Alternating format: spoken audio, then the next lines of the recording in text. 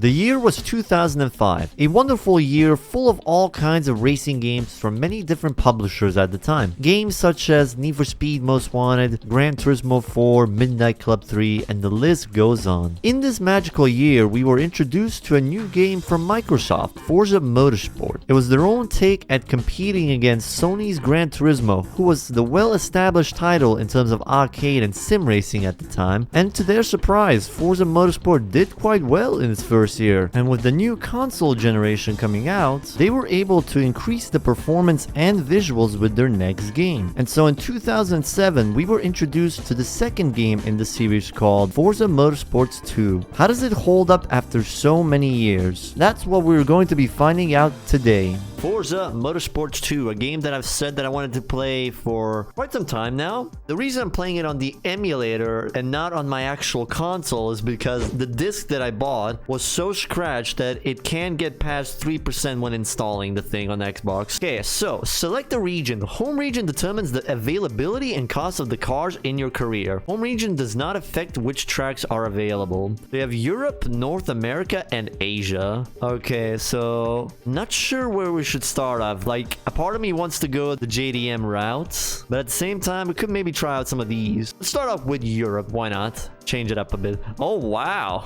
The holy grail of the Balkans, the Golf 2. I'm tempted at buying that. So we have 11,000 credits. You can play around with some of the choices here. Mini Cooper, Peugeot. You have a freaking sub in this game, dude. I've heard, of their existence, but I've never seen sub in any racing game. This is my first time seeing that. I actually want to pick it just for that reason alone. After doing a bit of research, I found out that sub was also in a few other games like Rally Trophy, Dirt 1, Enthusia, and a few other racing games. Then you have Golfs and the TT as well. And all of them are rank D, while TT and this are like the highest ranked cars in here. I've never used a sub in any racing game, so let's start it off with the sub. So select a difficulty. If you're familiar with Forza Motorsports, then you will want to choose intermediate as your difficulty setting. It shows you the stuff that will change when you turn it off. Can't you do like custom thing like in the Horizon series, like turn on what you want? You know what? Let's go for intermediate for now. Maybe we can change it later, I guess. Okay, so here we are in the main menu itself. And there's quite a bit of options. My car, buy car, upgrades. Oh, you can actually set the difficulty. So we get extra 10%. And if we go for a harder difficulty, we get that. Actually, you know what? Let's go for the hardest difficulty instantly. Okay, so what do we have here? Proving grounds. Prove your mettle on the test track. The proving grounds introduce you to a variety of car regions, body styles, and drive types. So there's 10 events and 30 races. Oh, wow. Let's see how that goes. Not eligible. So we can start off here, and it tells you what you win. What's the prize for this thing? It only has 3 events. Okay. Oh, wow, I actually get a penalty for pushing that guy. You actually have to be a bit of a clean racer. What about corner cuts? Stop! Oh, dude, it's the same thing in Motorsports 4. It just quickly stops your car. And I got an additional penalty time. God damn it. Okay, FIA, I'ma obey the law. I'ma obey the rules for today. You call that driving? Oh, God. 3-second penalty for that. No. Cars damaged. Penalties exist. Oh, boy. I actually need to fucking pay attention to my driving in this game. Okay, let's see. I'ma actually not do a single cut. There we go. Hitting the apex. Well, second place. But then again, the TT and the Golf are much faster than the sub is. So I can't really expect myself to win this event. I don't think I need to actually, do I? So we get some extra bonus for the difficulty, damage penalty as well. So the amount of credits you get is going to increase your level. And you get a discount instantly. 5% discount. I'm not gonna lie, so far the game looks pretty nice. This was on a 360 after all. Definitely doesn't look bad. Yeah, Golf and TT are just in a league of their own. This thing has too much acceleration, man. I just cannot keep up with it. Maybe I'm not supposed to. Maybe I'm just supposed to stick in 3rd place for now. Yeah, definitely not gonna get 2nd. Dude, he was literally pushing me at that point. 4.5. Oh, wow. Wait, I was 2nd. I was still second somehow. Performance has earned you additional support from manufacturers in your home region. You now receive 10% discount on production cars from Europe. I have mixed feelings about this. Like, I like that you get a discount, but like, I feel like they give it to you so quickly and make the game much easier. Like, you'll instantly just slap on all the upgrades because you get the discounts and make the game 10 times easier, removing the challenge. We get a Mazda Roadster if we complete this, though. There's a Dodge Neon in this! Look at that, man! Showing in its full glory, man. The Dodge Neon. Sub level 1 reward. Your 2002 sub has reached reputation level 1. Maybe we should buy a different car. Okay. Before I do that, so what do we have here? You can test drive, view the history, tune car. What can you do here? You can change tires, gear ratios, alignment. This actually looks pretty cool, man. Showing you visually as well. You can benchmark it, test drive it. What is this? My career. Okay. It tells you also the stats. I've completed 0% of the career. Very cool. Usually before, you know, I wasn't really much of a fan of motorsport games. Like, I never even tried them out. Yeah, I was just mostly playing Horizon games. Being able to try the motorsport games now, it does feel a bit refreshing. Just seeing what stuff they implemented into these games. You now receive a 25% discount on production cars from Europe, and a Jaguar has sent you the E-Type. Wait, I get a free car as well? For leveling up, I get a free car. Wow. Well, that's nice of Jaguar. You're now eligible to race in the Manufacturer Club Races event type. So you have semi-pro, rivalry face-off, regional championships, factory spec, professional, and endurance. Quite a bit of stuff. Let's go back to Proving Grounds, though. So we need to get 3 golds. So we're missing only a gold here. And then we can get the Mazda. Dude, that Cobalt has just so much straight line speed. Look at it. The fucking rockets. Everyone else just chill in the back. That thing miles ahead. Cobalt is 374 and we are 263. Has better fictional tracks. They literally made their own fucking Daytona and actually detailed it. I do think both have their own like decent-ish fictional stuff. Like, for example, special stage routes in Gran Turismo look pretty good. Here you have Maple Valley. Yeah, Maple Valley. It is good that both of them have their unique tracks, though. Like, not just going for realistic ones, but also being a bit creative and adding some different things. You finished first in the front-wheel drive shootout. You've been awarded a 2001 Mazda Speed Roadster. Hey, and we get some money as well. Wait, this is Mazda Speed. This looks like a fucking Miata. It's a modified Miata, huh? Japan and Korea show their passion for racing in this event for cars from the Asian region. Oh, good thing we got this. I wonder how many cars this game actually had.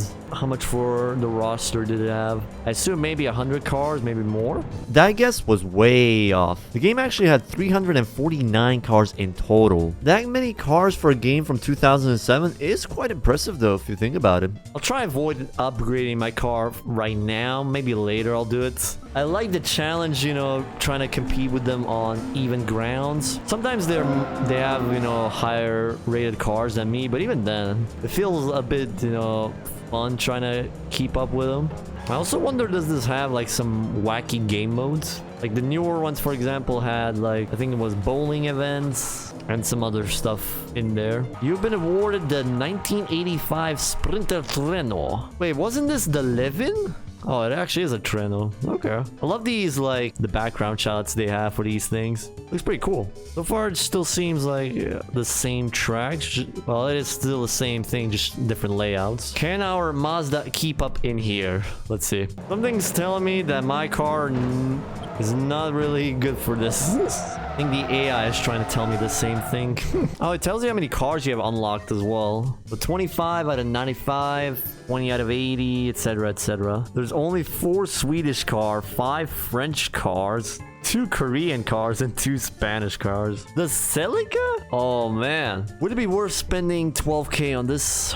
You know what, let's just go for it. Splurge the money. We'll make it back at some point. Okay, we can do this thing, which is inline 4 showcase. Oh, we're in Tsukuba. Okay, let's see how it is. There's the Dodge Neon! The almighty Dodge Neon graced us with its presence. Look at that beauty, man. It's much faster than my thing. I guess car restrictions didn't matter too much in here. I would like to give a kind and warm thank you to Jaguar for gifting us this vehicle. They have definitely given us a treat. We've been awarded a 1970 Porsche 914. Damn, that's actually pretty nice. I know I'm using an emulator for this game, but I haven't upscaled it because of some texture issues. This is like 720p, I think, options. But even then, the car models look fantastic, man. I do wonder how many tracks this game has, though. Like, we've been mostly on this test track so far while doing these events. No, like, different tracks. Okay, we got the Lancia Delta and 1500 credits for this cup as well. As I imagine, it looks amazing. It's a C-Class car. Let's go! Can never go wrong with this vehicle, man. Amazing. That's what I kind of like, dude. It's just... I haven't bought this. Like, I got it from the game by doing a previous cup. And then I can use it to do another cup. Like, I get to try out a new car. And at the same time, do another championship to get another car that I might try out. Just as I imagine, this thing has grip. Even though they had no interior cam, you can still notice they did a little bit of stuff in the interior. Like, they could have gone Gran Turismo 5 round, just make everything pitch black. You can see they actually put some small details into these things. You win the 2004 Honda Wings West Civic SI. Oh my, what? Excuse me, okay, what is this? What is this right here? This is supposed to be like a double spoiler type thing? I like the stripes and the color, but like, I feel like that just kills it, man. Ruins all the appeal. I think that's the only thing I heard about this game before was that it didn't have too many tracks in it, so you might be stuck doing a lot of races on similar tracks that you've been already at. Oh shit, I forgot the brakes. Oh, yikes. Oh, you can see the engine smoke as well. Oh no, not the performance. I thought it was visual stuff only, man. Okay, can we beat the Clio with a rundown Lancia now? Like, we might have lost the front bumper and the engine smoking, but we still can outperform the Clio. It's the driver that makes the difference. I made a bad difference to this car, but still. I mean, this could be, you know, a tactical move. You know, our engine smokes. Let's all blind the Clio driver and keep position. Okay, how much will the damage penalty be? Half the fucking money I won in this event goes to fixing this car. Damn it! It's a very, very short layout of Tsukuba. I've never seen it like this. Usually it's like the full layout of the track. The standout track of the Motorsports series. How is it in this game? This kind of reminds me of, I think, Deep Forest from Gran Turismo. It's cool to see them having, you know, their own distinguishable tracks. Okay, we are done with this cup as well, and we are level 10. You can now receive a 30% discount on production cars from Europe, and Lancia has sent you the Stratos. Oh, man. It is a lower rating than the fucking Delta, but man, I love the Stratos. Just looks so good, man. And it actually drives pretty nicely. Dude, what is this? What is this? Dude, this actually looks pretty nice. Like, the customization isn't too bad. It's much better than the Honda that we got. You're now eligible to race in the Rivalry Face-Off event, so I assume that is a 1v1? 1v1 event, right? We get the Mugen Civic for this one. Civic versus Golf. Yeah, I guess it's like that. We can use this. Are you kidding me? This is a C-Class car, 507 rating, and I'm able to use it here where the car's 100 points slower. I did say I wanted to drive this thing, so I'm gonna do it. I saw a thing saying higher driver. I want to see how that is. This game, I guess, has I think it has B-spec mode like Gran Turismo has, but it works a little bit differently. Like, the driver takes a bit of the cut from the money you earn. Let's see, higher driver. 100% of your winnings, dude. Skill as well. You can see the podiums. We're gonna go for Tanaka. But how does this work? You can fire the driver as well. Do I control my driver, or does he just race on his own? You just look at it like this. Are you kidding me? He got overtaken? Hold on a second. They are literally in D-Class cars. How are you getting overtaken? This is supposed to be fucking easy, man. Did he enable like cruise control or something like that? Oh my god, they even made a gap. They even made a fucking gap. He is 2.5 seconds behind. 2.5 seconds behind. This is simply put, fucking skill issues, man. I legit feel like if I gave him a fucking maxed out car, he would still be slow. Like, look at the Lexus. The Lexus is getting close to overtaking him, man. Look at it, man. How is this possible, dude? He is terrible. So you can't control your driver like you can in Gran Turismo 5. So you just have to hope your driver does well. And you can't tell him to like push or anything. I think the game expects you to just buy the best driver. But let's see, actually. Was that an issue with the car? Maybe it was. Like, the Cobalt actually is keeping up. What does this thing have that makes it be 500 in rating, dude? Like, performance-wise, they don't feel too different. So, engine and power, platform and handling, tires and rims, body and aero. The bumpers do give you a performance advantage or disadvantage depending on what you go for. Same thing goes for the spoilers. Even the rear, even the rear bumper as well. Wait, what? Oh no, what is that? Okay, that gives you an improvement, but who would want to have something like this? Why does this even improve your car? Like, I don't get that. How does placing the exhaust from here to here improve it, apparently? I love how it's, you can fully see everything in depth. Like, how much power you're gonna gain. Like, 38 horsepower more. The graph as well. I don't know why. I would have loved to see it maybe in Horizon games as well. Like, it just looks pretty neat. The style they went for in here. Create a custom design by adding decals and vinyl shapes and patterns to your car. You can choose what part of the car you actually want to like customize. I don't know, let's add manufacturer. Oh wow, quite a lot of options. I've never been a dude that really visually customized their cars because I'm not that creative. But I imagine a person that knows what they want, they can have a pretty good time with all the options in here. We got a 1992 Toyota Dulux Supra. Oh my god, what is this? It's a B-Class car! Oh, Jesus, man. What is this? Dude, this actually looks pretty nice. Like the color scheme, the vinyl, pure old school Supra. Dude, the ratings. The fucking rating jumps is insane. And they also put you in the front, the fastest car all the way in the front. Like, wouldn't it make more sense to put this car in the back, have it fight through the grid? Pretty, how do you call it, colorful in Times Square. They managed to fit a lot of things around here. Ouch. Cityscaping we'll leave for later. You know what's the thing? In Gran Turismo, it looks much more colder. Here it actually feels like a warmer place. Oh shit. Oh god, not again. Okay, it's not my fault they made the environments look good to make me check it out. It's really cool to see how much effort they put into like the layouts. Like you see all the people, lots of billboards. What? An R34. Omikaira Skyline. Oh, damn, son. That spoiler is hideous, not gonna lie. Everything else looks pretty cool. Look at it from this angle. I would have preferred the normal one. We've established a relationship with Lexus. There are new production models available in the Lexus dealership. Now we have 20% discount on transmission and driveline upgrades. Also, dude, the amount of classes there are in this game. So you have D, C, B, A, then S, U, R4, R3, R2, R1. Jesus. Performance production class, high performance, ultra high performance. Maybe a little bit too much with the ranks though. Oh, it doesn't let you see some of the cars until you unlock them. Veilside Supra Fortune 03. What is this?